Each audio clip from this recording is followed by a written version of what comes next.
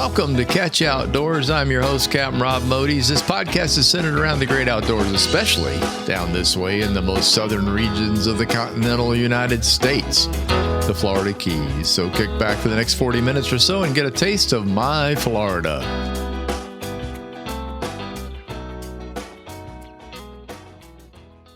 Hi there. I'm back. Once again. This week's episode of Catch Outdoors is number 91, Florida Hideouts. Catch Outdoors is hosted now by Spotify, and it's now also available on Apple Podcast, Amazon Music, iHeartRadio, Google Play, and Stitcher.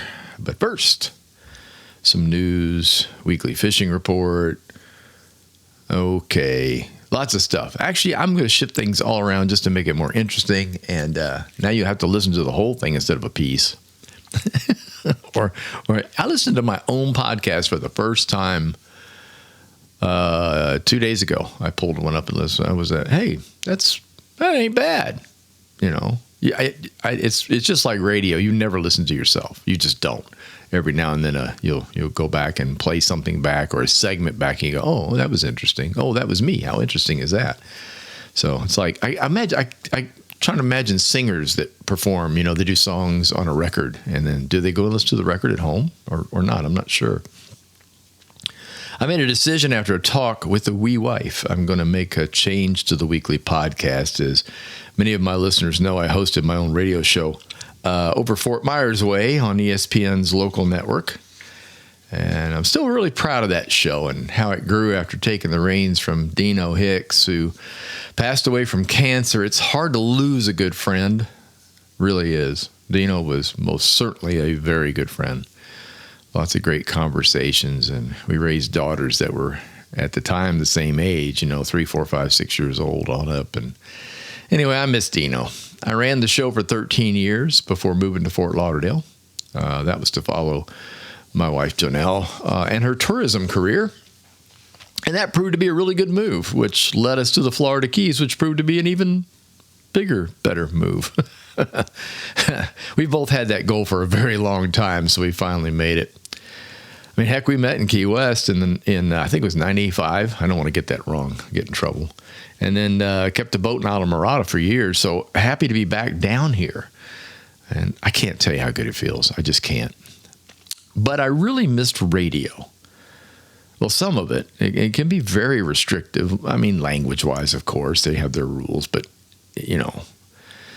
it's hard to control cussing sometimes, on the radio, but in the heat of battle, but you do. You just do. Also, the serious timeouts during broadcasts for advertising, station IDs, breaks, necessary stuff that you have to do.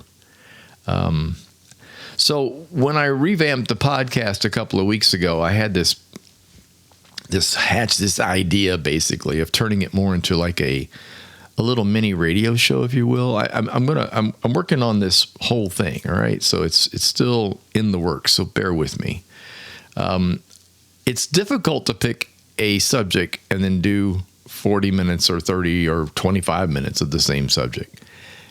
And you may find it boring, and I don't want to be boring. So I'm going to do, this will be the last one that's got a real solid subject, although I will continue to do a central subject. If you've noticed, you listen to a radio show, they will always have some theme that they're working on while all the other things are going on around them. And so that was something that I really enjoyed. And of course, I'm all by my lonesome now. So what I really want to do is kind of present that in a way around a central core, around a central story, so to speak.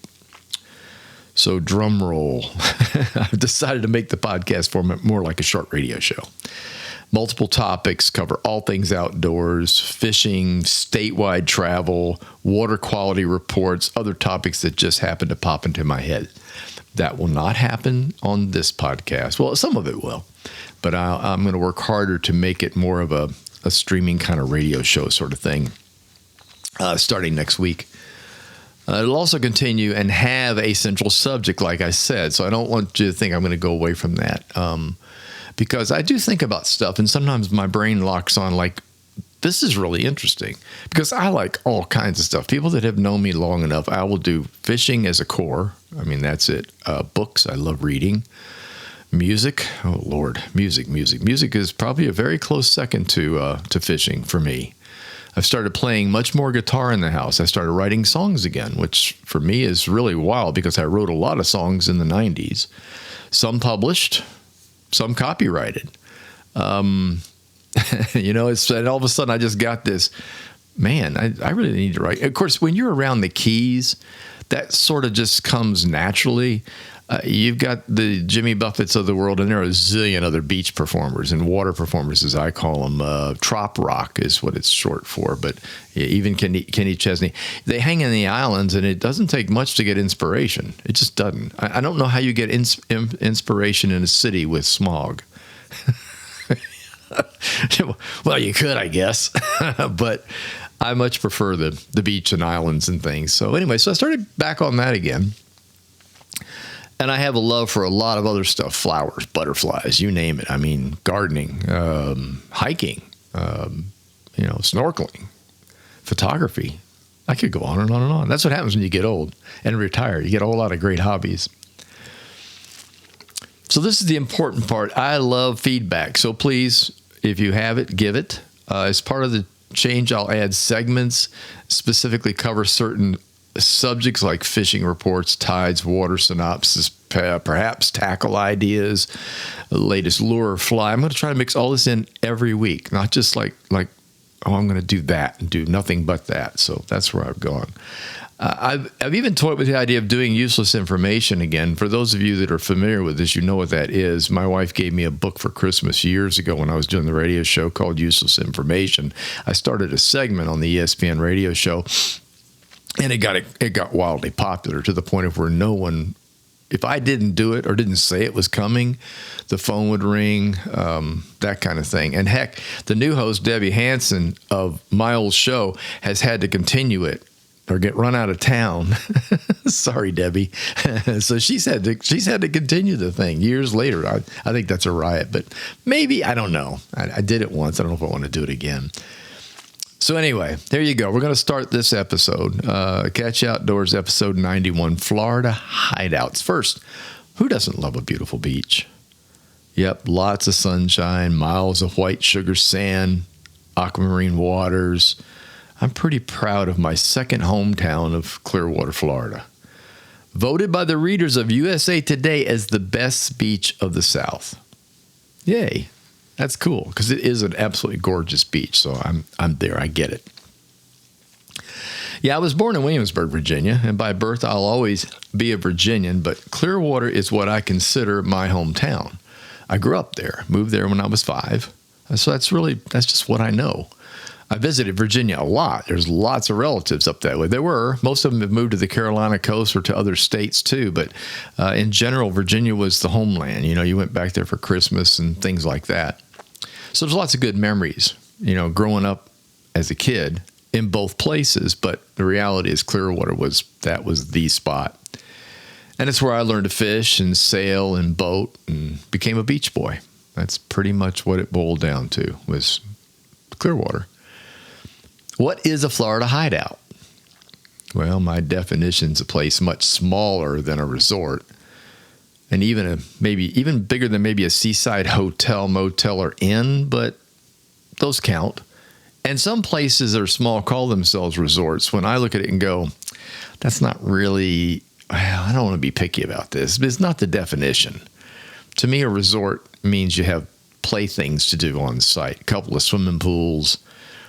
They might have, sailing, jet ski tours, activity, lots and lots of activity. And it's big. It's big. Hundreds of rooms with hundreds of people. That's not what I'm talking about today.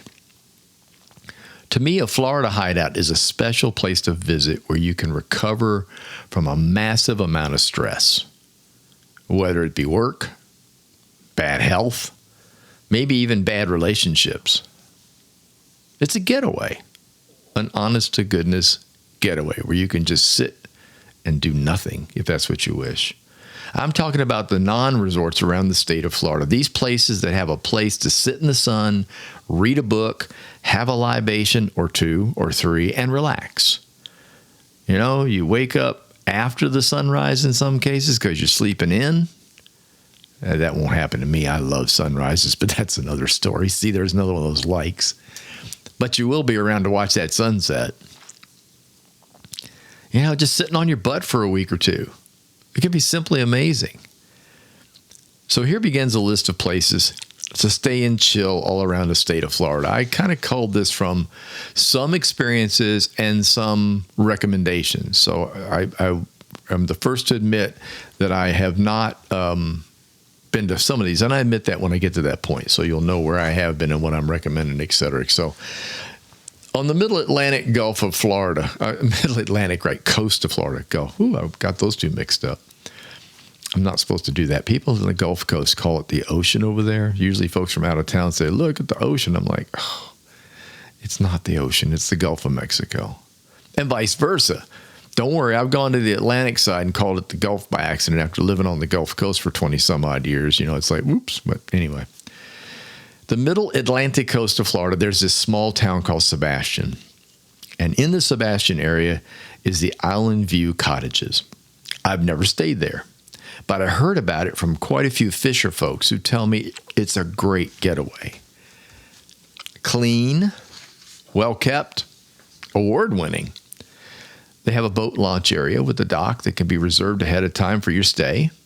I pulled up the website, and even though I haven't stayed there, I'd absolutely give it a try. Whoever did their website did a really great job. Let me tell you what, makes you want to go like right now. Janelle and I stayed in the Sebastian area a few times way back in our dating days. I'll say this, the whole area is one big hideout with just enough to do to keep you busy, if you wish, or nothing at all if you want to just kick back and relax. I really love Sebastian. I love this inlet to fish the inlet. I love the beach. Great big sand dune type beach. Shore fishing right off the beach if you want to, or kick back and don't do anything at all. Lots of small little hideout type places to stay, little old-fashioned motels that have been remodeled, things like that. So put that one on your list. Just north, east of Orlando, is the town of Winter Park. Nope, it's not on the ocean or Gulf. That's what makes this one interesting. It's one of the nicest towns I've had the pleasure of visiting. Winter Park is amazing. The Alfond Inn at Rollins College is a boutique hotel that has that relaxing feel about it, just being there. It's old. It's been restored. It's classic. It's just, you have to see it to believe it. But to get away, around you, it's all walkable. Winter Park is one of those places you visit, and everything you can go to is walkable distance. You don't need the car. There's places to eat, drink, and visit. You can do a lot or nothing at all. One of my favorite nearby places to the inn is the Charles Hosmer Morse Museum. I'll do that again. Charles Hosmer Morse Museum of American Art. It holds the world's largest collection of works by Louis Comfort Tiffany. Familiar? Tiffany glass, Tiffany lamps. Yeah, you got it. Janelle and I took my daughter Miranda there when she was just a kid, and she took to it in a huge way. We remember her coming home and doing all kinds of stained glass drawings and then coloring them like stained glass. She wound up eventually graduating from the Ringling College of Art and Design in Sarasota. See? Drag those kids into a place like that and they go, oh, and she already loved art. She was already drawing and modeling in clay and doing all kinds of stuff as a youngster, so off it went. Those of you heading to Orlando and Disney could use the Alfond Inn as a therapeutic place to relax after visiting the mouse. So keep that in mind. You're close by. Yeah, Orlando's very close to Winter Park. There's this little town island on the upper west coast of Florida called Cedar Key. It's been mentioned in songs. It's mentioned in books. Travis McGee, still in Cedar Key, but he wasn't. Jimmy Buffett put the line in, I guess, because it rhymed. But anyway, there's a lot of story behind that one. There are lots of places to stay while visiting there, but the one I keep hearing about but have not stayed at is at the Cedar Key Bed and Breakfast. I like their note on the first page of their website that says, just because. That's all. just because. A little further in, you see Smell the Roses. And then after that, you see Catch Up on Your Favorite Book. These are little quotes that they just kind of stuck on the website. And I thought, perfect. That's exactly what it's about. Cedar Key is really a cool place that I've visited several times in the past, but not recently. I'm going to change that. My memories are all good from that location. Very small town feel at the end of State Road 24, more or less planted in the Gulf of Mexico. If you pull it up on a map, just go north. As you're going along the coast, there's going to be this obvious chunk of land that sticks out from the mainland, attached by a causeway or a road, basically. That's Cedar Key. If you like the feel of, you hear this a lot, Old Florida. If you like the feel of Old Florida, highly recommended. You'll be right at home. Back to my hometown of Clearwater. It's pretty much all big resorts now. Hotels along the beachfront. Scary. I was back for the first time in years. As most of you know, I've been treated for cancer, and I had a big stem cell event where I got a stem cell replacement in Moffat back in 2016. And so before we went through all that, Jonelle and I went out to Clearwater, toured the beaches, to my old stomping grounds, my old house, where I learned to sail. We really had a great day. We basically traveled all the way down the coast on the outer beaches. And it was kind of heartwarming, but scary at the same time. I mean, I barely recognized my neighborhood, barely recognized where I was half the time. I kind of had to get oriented again. And downtown Clearwater has been changed completely. There's no more straight route to the beach. There's a circle and there's all kinds of crazy stuff in downtown Clearwater. But the beach was just as beautiful as I remember it, except lots and lots of high-rises, great big giant resorts. Without mentioning a specific place to stay, I've got to recommend that you go a little further south from Clearwater if you want to do this small event thing, like I'm not a resort, down to Indian Rocks Beach. We used to go there as a family for long weekends on the beach and stay in small hotels. There was one motel we always stayed in. Not there anymore. Yep, there's still some of them there, though, and there are a bunch of them along Indian Rocks Beach all the way down to the tip of Paso Grill Beach, which is about as far south as you can go without having to cut back over to the mainland. Perhaps some research and some reading of reviews would be in order, but I'd still recommend finding a way to get away in that area, because the continuation of the beautiful beach from Clearwater, it works its way all the way down that coast, so you really can't go wrong. And if you're looking for that small town feel, that small town hideaway, I would suggest Indian Rocks Beach South, and you'll probably do pretty well. Now, sadly, I'm going to skip over my old stomping grounds of Fort Myers, Sanibel, and Fort Myers Beach. I had a recent trip there. My mama turned 90. We had a big birthday celebration for her, and then we had a big church birthday celebration for her. And Janelle and I were able to get in the car for the first time and cruise the area. No cameras, no gawking, no pictures, just a look-see. And it was horrible. That's all I can say. They've done a lot, don't get me wrong. Sanibel is doing its damnedest to make a comeback. But it's going to be years, not months. Some places are open, some places are totally devastated. The thing that struck me the most was West Gulf Drive. I was just sad. The big resorts are all closed. They're just hulks. The homes that are along there are almost all vacant. They're closed up, no cars in the driveway, obviously no people around. It's like an end of the world movie. It's very bizarre. After having been on Sanibel during summers and winter season, knowing how absolutely crazy it is to drive anywhere, it wasn't. And there we were in June, and it's not busy. However, like I said, things are improving, but you need to understand if you go, it's just going to be, well, if you've never been, you don't know the difference, right? So anyway, I had to just say, okay, I'm just not gonna stick that on there. I just can't do it. So, and Fort Myers Beach was worse. That's all I can say. I mean, there's hope. People are doing stuff there. They have cleaned up quite a bit, but it's amazing to me to drive down Estero Boulevard. For those who are not familiar with Fort Myers Beach, that's the main drag that runs all the way down the island. and be able to see the Gulf of Mexico almost all the way down out of the window. And we're heading south, so that would be out of the right-hand side of the car, or the Jeep in my case, looking out and just seeing the beach and seeing the Gulf like it was probably 50 years ago, 60 years ago. Who knows? Maybe longer than that. Yeah, kind of wild. So anyway, let's head down to the Lakeside Inn in Marco Island. We're going to skip right on by Naples. I just thought it'd be fun to talk about something that most people don't talk much about when it comes to small boutique motels and where to stay. You get down into Marco and there's this little place called the Lakeside Inn, and it's on a lake. It's not on the beach. Imagine that. After some post-hurricane remodeling, they're now open. Janelle was the one that added this location to my list. She says it's really a nice laid-back place. She's been there, and more than worth a stay to relax and unwind.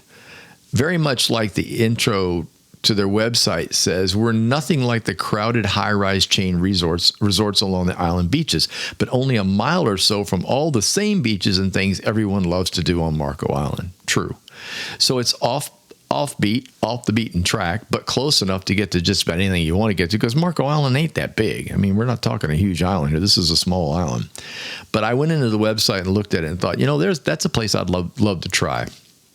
It's odd to me to be in Southwest Florida and stay lakeside. Yeah, so I had to add it to the list. It's just too interesting to pass up. Moving across the state to Lauderdale by the Sea. You all heard me talk about this in previous podcasts a lot. If I did a beach podcast, if I did a snorkel podcast, if I talked about anything along the east coast of Florida in the Fort Lauderdale area, I would have to mention Lauderdale by the Sea. That was our hangout. That was our beach spot. Janelle and I would get up on a Saturday morning or a Sunday morning and head to the beach. It would always be Lauderdale by the Sea. Just a great place. And we both like to snorkel, so the water's real clear, and there's a reef right there, right within swimming distance of the beach. The Elmar Boutique Hotel, that's Elmar, Elmar Boutique Hotel, is sort of stood out to us while walking from the beach access, where we were going to our favorite restaurant. Janelle and I would head to the beach early on Saturday or Sunday, about 11 a.m. We'd pick up. So we'd get over there about 7 in the morning, or sometimes at sunrise, watch the sun come up, which is awesome over the Atlantic. That's something we didn't have when we lived on the West Coast. And about 11 a.m., getting good and toasty and hot and thirsty and hungry, we'd pack up and head to the Aruba Beach Cafe.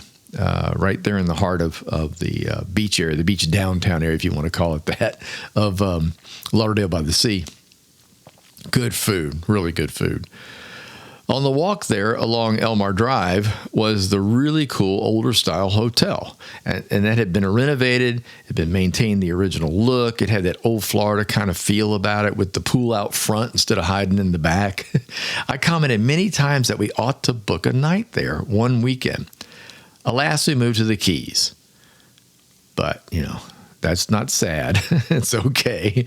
But I had to mention it in the podcast because it was just one of those places that struck me as being, that would be a great place to stay. That would be a great place to hang at the pool with a pina colada. It'd be a great place to hang out and read a book.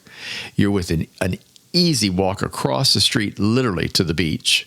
And you're in access to some really great restaurants. You would not need a car. You could literally park the car and forget it, and then do everything else on foot. So I wanted to stick this in here because I thought it was worthwhile. No, I haven't stayed there, but boy, the reviews are good. The Elmar Boutique Hotel in Lauderdale by the Sea.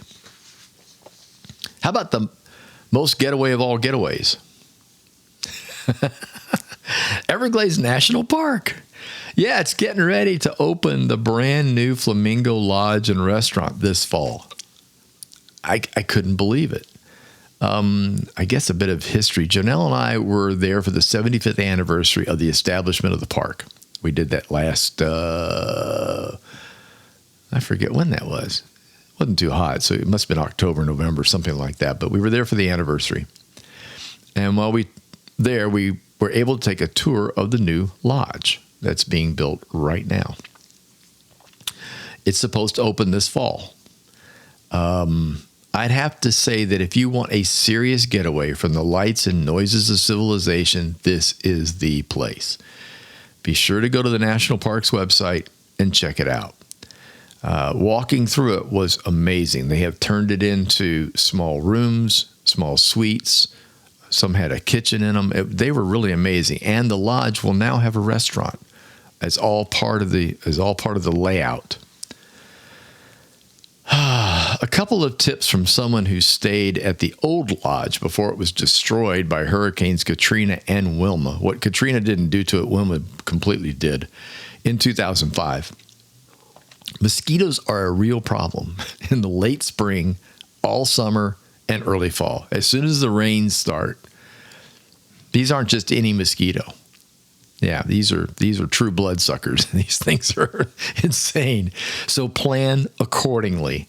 Again, it's going to open in the fall. I don't have a date yet. We just know that it's coming, and the construction was moving right along when we saw it this past. I'm going to say it was October, November. We were there. Remember this too. If you don't bring it with you, you won't be able to buy it unless you run all the way back to Homestead. And fishing and boating are a real thing there. You'll have access to some of the best fishing grounds in all of Florida Bay. Both sides, for that matter. You have access up into Whitewater Sound and up above into the lower Everglades, the freshwater areas of the Glades, and then you have access to Florida Bay saltwater side. The view is outstanding from the lodge. Oh, man, is it pretty.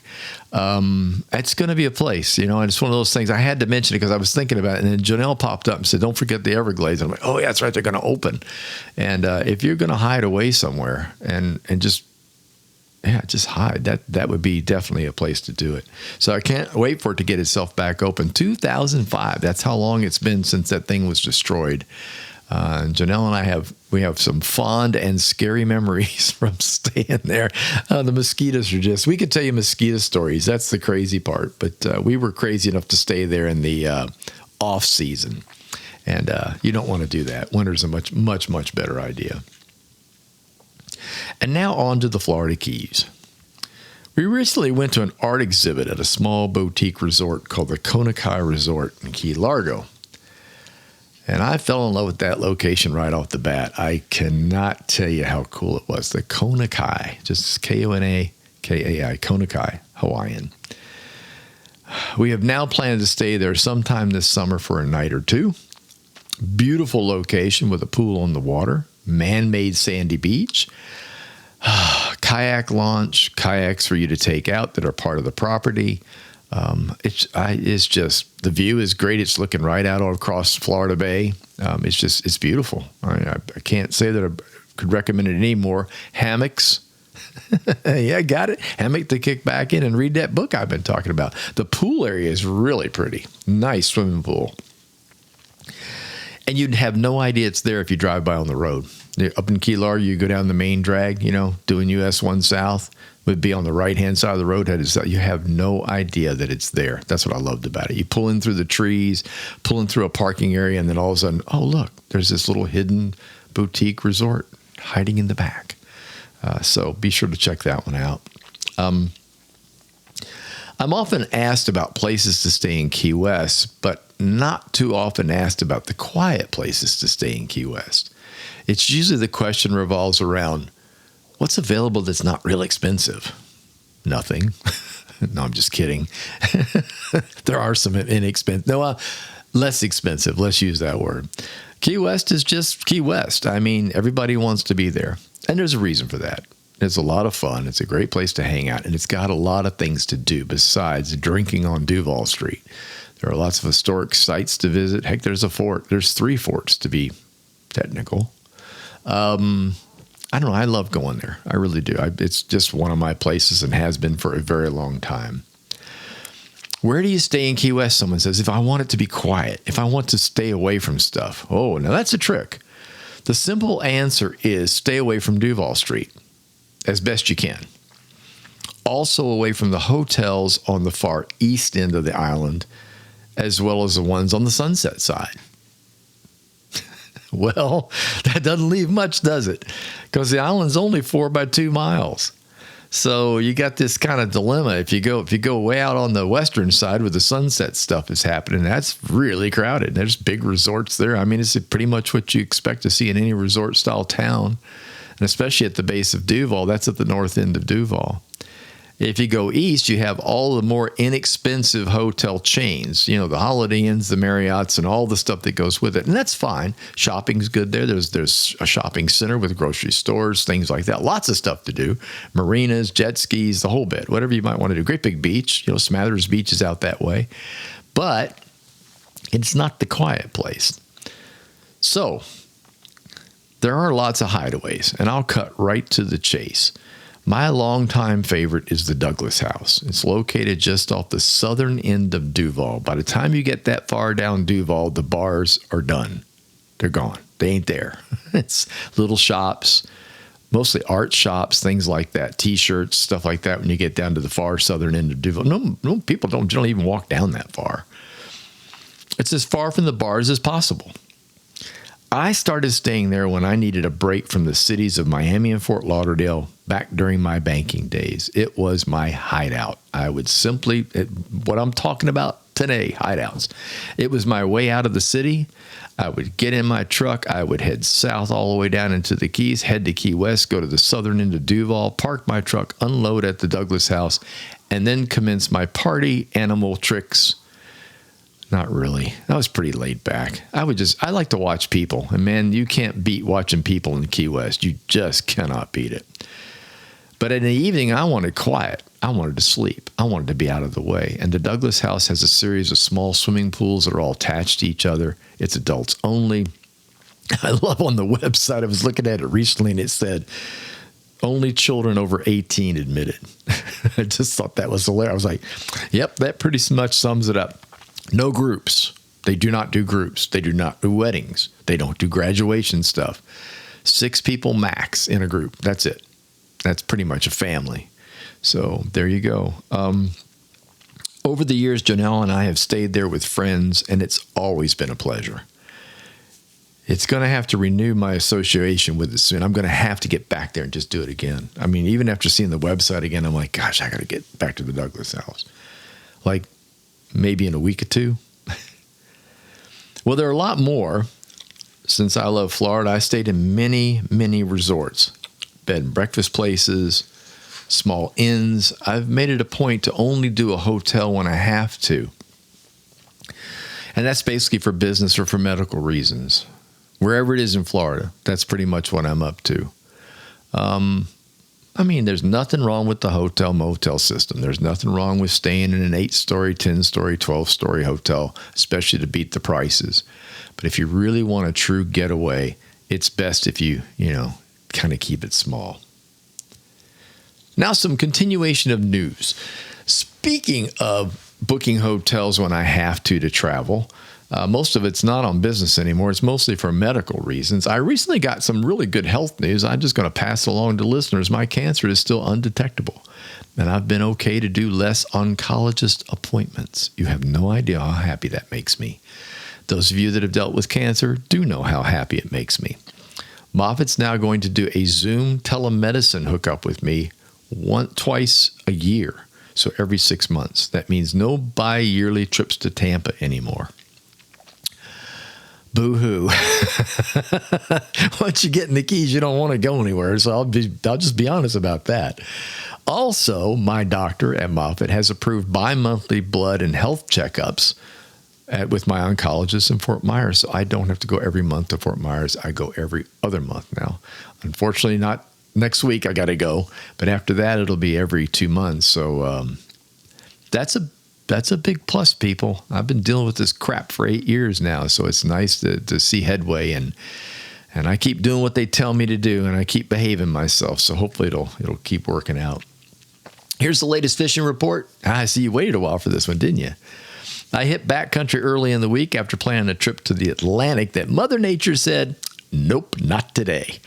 The winds came up overnight. I fished in a totally new area. You know, it was like I went out front, zoomed the boat out this canal that I love going out of just because, again, it looks old Florida. It's all mangrovey and it's really cool. And I busted out into the Atlantic and I thought, that's a weird little chop. Shouldn't be coming from that direction. And went around the corner and lo and behold, there were 2-footers and possibly 3s. And it was like, oh, you got to be joking me. Weatherman got it wrong again, but that's not too unusual. Turned around, went back through the creek and headed to the inside. Then at that point, I thought, well, I've already blown an hour, so let's just do something new. So I went way up north of Key Largo, and basically there's Blackwater Sound, there's Little Blackwater Sound, and then there's a place called Cross Canal, which is a Cross Bay actually, and it's a huge bay, way up in the Everglades National Park. I went there, and I was the only person there all day, all morning. It was hotter than hell, people. Let me tell you what. That was the craziest thing. I was so thankful when I got there that there was a breeze, because otherwise you'd have fried. We're suffering through actual temperatures of about 93, 94. We have heat indexes of 108. This morning, I'm doing this on Saturday.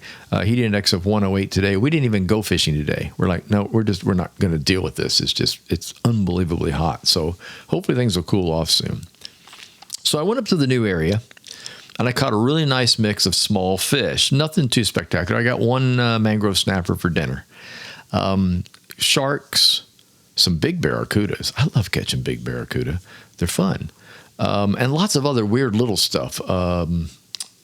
Maharas, blue striped grunts, all kinds of weird little stuff around the mangroves up there. But the most important thing was it was really, really pretty. I mean, when I got in there, it didn't matter if I was catching fish or not. I kept looking around going, wow, this is amazing. And I got the feeling that almost no one's been there. You look at it and you realize that you're just on your own. And you do not see civilization. You see a little piece of it. I got to back up. Out in the distance to the east, when you're in that area, you can barely make out the power lines that run down US 1. So from running, north-south, it'd be off of in my case, it's east, always east, but it's east of that bay. And it was just interesting. I could just barely make it out. And the other thing you get there, it's really, really quiet. You never see another boat. Just the sound of birds, right? But you get the occasional fighter jet flyovers. Yeah. The deal is our area, this Upper Keys area, the Upper Key Largo area, we're between Homestead Air Station and Key West Naval Base Station. And they fly jets out of both. And you never know who's flying what, but it's usually a pair or maybe three together. And they'll basically buzz you. They'll come right over, you can hear them coming in the distance barely, and then all of a sudden they're on top of you. And when I was out there, there were two headed for Homestead, and I loved it. I got a wing wag and everything, so that was really cool.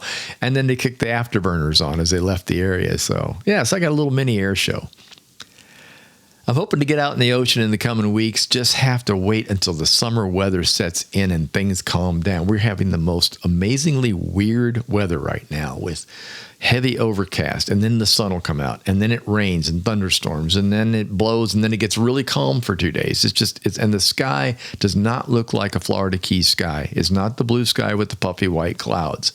It's basically kind of hazy and a high shelf of clouds way over the top of us. And I think that's affected the fishing, because I've heard other people say, fishing hasn't been quite that great this past few weeks. So, however, I did get a couple good reports from the Atlantic off of Key Largo. Big boat, bigger boat. Yeah, you're going to need it if you venture out. You're going to need a bigger boat. The anglers have moved off the edge where the water is generally in the 30-foot range. I call them, I don't know what, I think they call it the edge here locally. I call them the steps, because that's what they look like to me. You basically have these real quick little drops from 22, 30, 32, 35, 40, 45, 50, 55, 60, just boom, boom, boom, right? On your depth finder, it's the wildest thing you've ever seen. Down to 100 feet. That's where they're fishing. They're the most, everything I've read, and the people I talked to at the tackle shop across the street from me, they're like, yeah, 100 feet. The hot water got hot. It's surface water's hot. So these fish move. They came off the top of the reefs and they moved down into the deeper water. Tips. The captains have said repeatedly to whatever you're dropping down into the deep water, don't overweight it. Use just enough weight to get it to the bottom for whatever the conditions are that you're fishing or whatever the current might be. You don't want to overweight. You want to, and pieces of shrimp are working good. Squid, white bait. What else did I hear? Cut bait, of course. Live shiners, things like that. It was a whole mix of stuff. But what kept popping up was shrimp. A live shrimp broken in two. middle to the tail, middle to the head being your two things. 2/0 circle hooks, 3/0. You might get into some rather large mutton. You might hit a grouper or two, so you might want to go 3.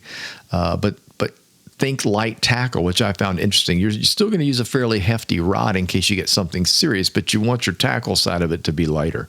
So there you go. Went to an art fair this past Thursday down in Islamorada. Fun and personally expensive. We had to add a new photo on canvas that we saw in one of the galleries.